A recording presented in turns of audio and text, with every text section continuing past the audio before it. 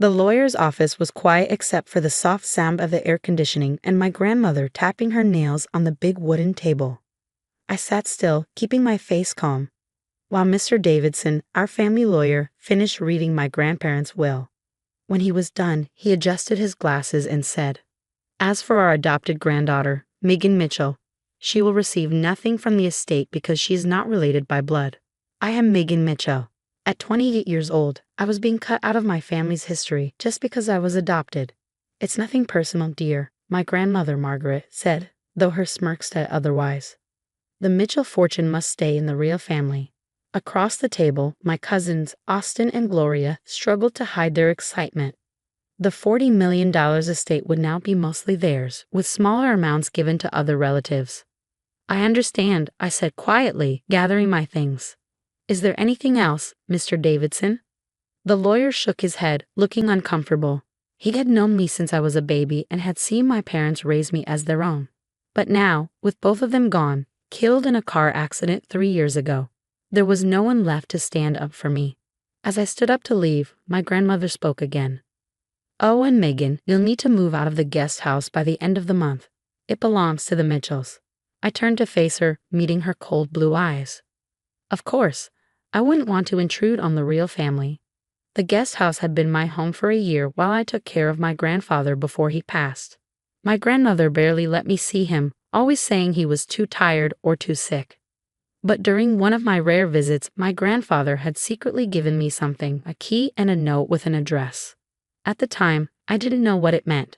Now, as I walked out into the bright Texas sun, I pulled the crumpled note from my purse.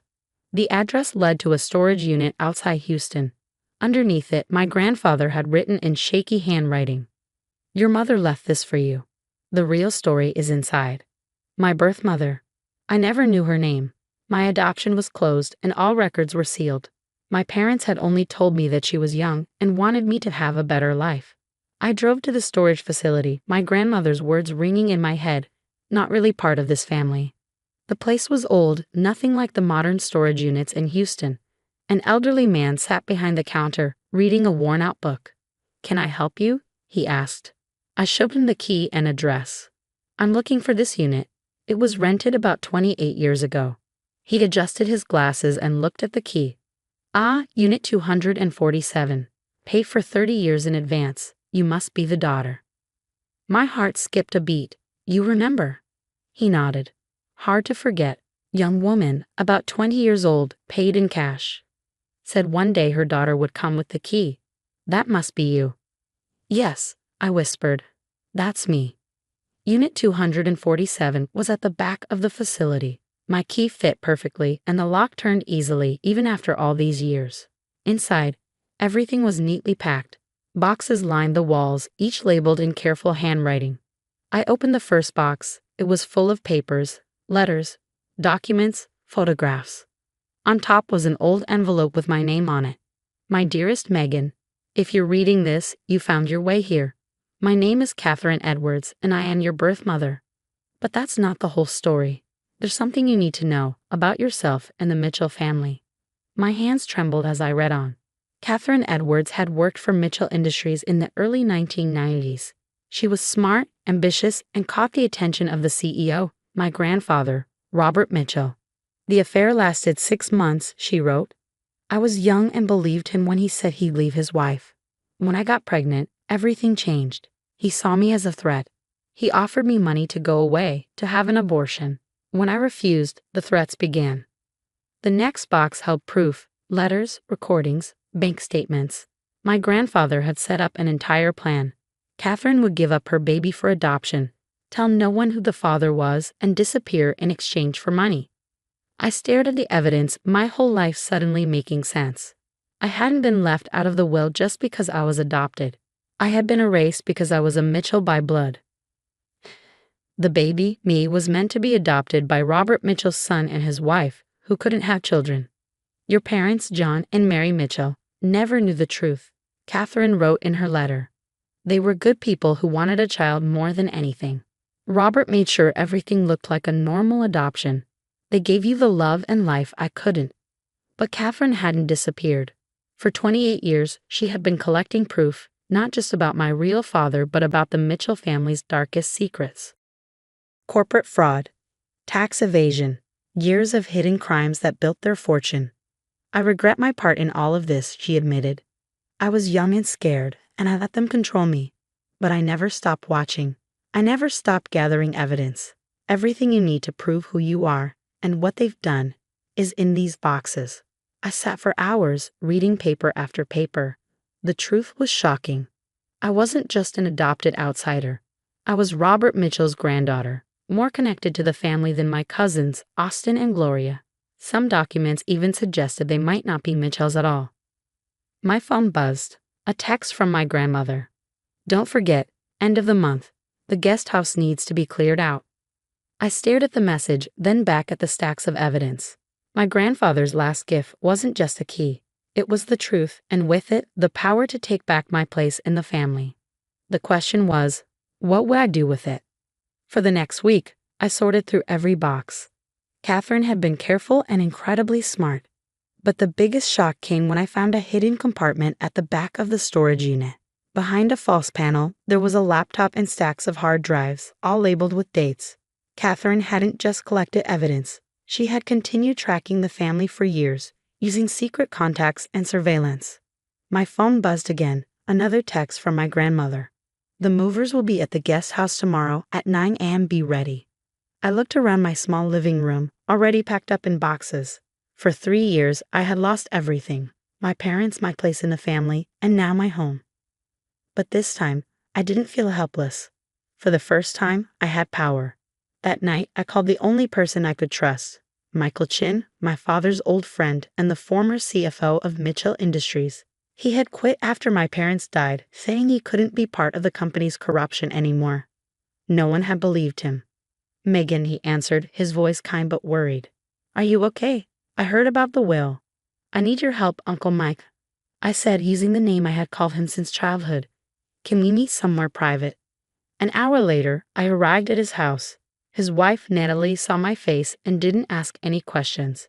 She just nodded and went to make tea. I spread the most important documents on Michael's dining table. As he read through them, his eyes widened. My God, he whispered. I knew they were hiding something, but this, he looked up at me. Do you understand what you have here? I nodded. Enough to destroy them. But I need your help to make sure it's solid before I take action. He picked up one of the hard drives. These financial records, they prove what I suspected when I quit. They've been stealing from the company's pension fund. If this falls apart, thousands of employees could lose everything. That's why we need to expose it now, I said. Before it's too late. Over the next few days, Michael helped me sort through the evidence. He brought in a forensic accountant and a lawyer who specialized in corporate fraud.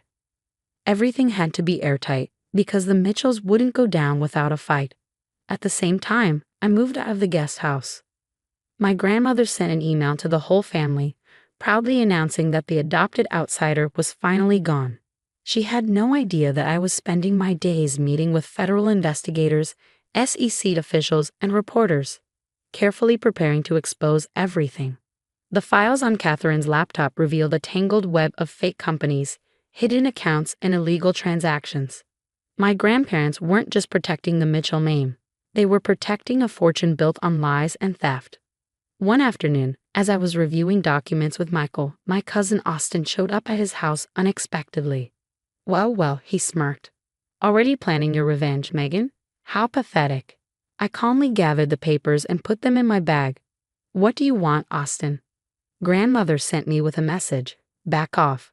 Whatever you think you're doing, you won't win. I stood up, meeting his gaze. And what exactly am I doing, Austin? His smirk faded for just a second. We know you've been asking questions, meeting people. It stops now. Or what? I stepped closer. You'll cut me out of the will. Take my home. Oh wait, you already did that. For the first time, I saw doubt in his eyes. He wasn't used to this version of me, the one who didn't back down. Just remember who you're dealing with, he said, trying to sound threatening. The Mitchells know how to handle problems. After you left, Michael turned to me. They're getting nervous. We need to move faster. That evening, I got an encrypted email from one of Catherine's old contacts at Mitchell Industries. The company was about to announce massive layoffs to cover up the missing pension funds before anyone noticed. I made one last visit to the storage unit, gathering the final pieces of evidence. As I locked up, the elderly manager approached me. "Your mother left something else for you," he said, handing me an envelope. "She told me to give it to you once you'd had time to go through everything else." Inside was a single photograph. Catherine holding me as a newborn, tears on her face. On the back she had written, "Remember who you are. You're stronger than all of them." The day of reckoning arrived on a bright Monday morning. I sat in the Mitchell Industries boardroom, not as an outsider, but as the key witness in a federal investigation. At that same moment, FBI agents were raiding Mitchell properties across the country. SEC officials were searching company servers. And then my grandmother walked in, escorted by federal agents. For the first time, there was no smug smile on her face, just shock and disbelief. She looked at me sitting next to the lead investigator, and for the first time in my life, I saw fear in her eyes. "What is the meaning of this?" my grandmother demanded, her voice shaking.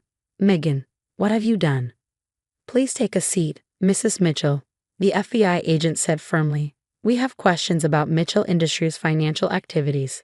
Austin and Gloria were brought in next, along with other family members and executives. One by one, they entered the room, their shock growing as they saw me sitting there. Their lawyer, already sweating, flipped through the thick file of evidence. Before the questioning started, I stood up. "There's something you all need to know." I pulled out the DNA test results we had run using samples from Catherine's storage unit. It turns out I am a Mitchell by blood. Grandfather made sure of that when he arranged my adoption, to cover up his affair with Catherine Edwards. The room exploded in chaos. My grandmother went pale as the truth sank in. Austin jumped up, shouting that it was all a lie, but the proof was undeniable. "That's impossible," my grandmother whispered. "Robert would never." "He did," I said calmly, "and then he spent the rest of his life watching you steal from the company he built. That's why he left me the key to Catherine's storage unit. He wanted me to expose the truth." For the next several hours, federal agents presented their case: pension fund fraud, tax evasion, and years of illegal activity. Catherine had documented everything, and now the Mitchell empire was crumbling. Gloria burst into tears. "You've ruined us," she shouted. "Your own family."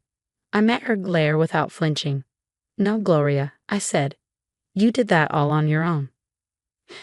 "No," I said firmly. "You ruined yourselves. I'm just making sure the people you hurt get justice." The arrest came quickly. Minus 15 family members and company executives were charged with fraud and other crimes.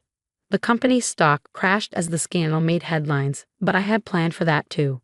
With Michael's help, I worked with ethical investors to save the company. The stolen pension funds were restored by seizing hidden family assets, and a new leadership team took over. My grandmother and a few others took plea deals to avoid long prison sentences. Austin and Gloria fought the charges but were found guilty. The powerful Mitchell empire, built on greed and lies, collapsed in weeks. As for me, the court ruled that, as Robert Mitchell's biological granddaughter and the person who exposed the fraud, I was entitled to a large share of the recovered money. But I didn't want it. Instead, I created a foundation to support the employees who had lost so much. A year later, I stood in the lobby of what was once Mitchell Industries, now called Phoenix Technologies, watching employees walk in. The company had survived and was now thriving under honest leadership. "Your mother would be proud," Michael said, standing beside me. "She spent years gathering evidence, hoping someone would finally reveal the truth." "Have you heard from her?" I asked. "We had searched for Catherine after everything came out, but she had vanished." "No, but her lawyer sent this." He handed me an envelope. Inside was a letter, written in the same careful handwriting I had seen on all her documents. "My dearest Megan, by now, you know the whole truth. I'm sorry I couldn't be there to help you, but you needed to find your own strength. I spent the last 28 years making sure you had the proof to fight this battle when the time came. I'll always regret giving you up, but watching you grow from a distance, I know I made the right choice by leaving you those files. You did what I never could. You held the family accountable for their crimes. I'm getting older now, and my job is done. Just know that I love you, and I'm so proud of you. You didn't do this for revenge. You did it for justice. You're everything I hoped you'd be, and more." With love, your mother, Catherine. I folded the letter, thinking about everything that had led me here. The Mitchells thought they could erase me, hide the truth, and get away with their crimes. Instead, they destroyed themselves. That evening, I visited the storage unit one last time. The elderly manager was still there, taking care of the place like always. Closing it out, he asked as I handed him the key. Yes, I said with a smile. The truth is finally out. Your mother knew you'd come one day, he said. Told me you were the kind of person who fights for what's right. As I drove home, I thought about family, not the one that abandoned me, but the one I had built. Michael and Natalie, who never stopped supporting me. The employees who trusted me to fix what had been broken. And Catherine, the mother I never knew, but who gave me the tools to uncover the truth. My phone buzzed. A text from Michael. Board meeting tomorrow. Ready to keep changing the world. I smiled and typed back a response. The Mitchells had believed that family was only about blood and power. They never understood that real legacy isn't about wealth or status. It's about doing what's right, no matter what. And in the end, the daughter they tried to erase became the one who saved everything they nearly destroyed.